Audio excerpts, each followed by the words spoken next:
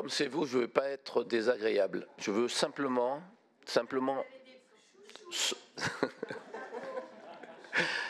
On a tous des préférences dans la vie. Bon. Alors, je vais juste... Poursuivez, Monsieur Karam. Oui, parce que votre collègue m'a défié dans un orthogone en me disant qu'elle elle me filerait une raclée. J'étais très content d'apprendre qu'elle faisait du MMA. Alors, effectivement, nous avons essayé ce dispositif sur l'île de loisirs de Cergy. En réalité, chaque fois qu'il y a quelque chose d'intéressant, on l'essaye. Cergy l'a installé, l'a essayé, on l'a financé et au bout d'un certain temps, il n'y avait pas de demande. Et c'est ça le sujet.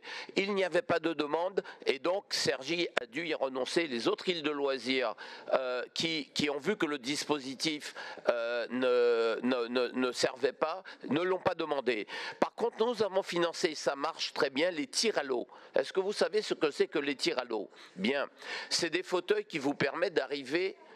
Mais non, mais je vous explique ce que nous avons fait.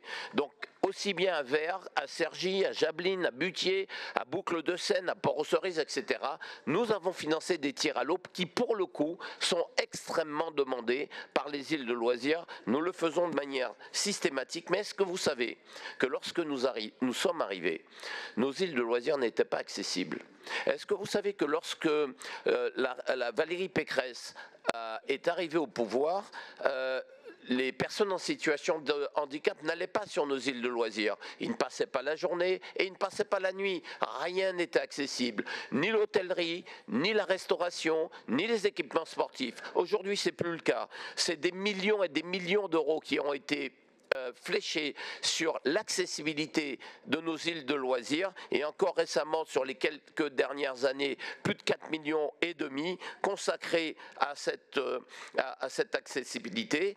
Tout est accessible et puis nous avons fléché les tickets loisirs et c'est une priorité. Nous avons fléché les tickets loisirs pour que les personnes en situation de handicap puissent aller sur nos îles de loisirs et puissent, comme les autres, en bénéficier. Je veux juste vous dire que sur ces personnes en situation de handicap, c'est plus de 37 769 personnes qui en ont bénéficié de nos îles de loisirs.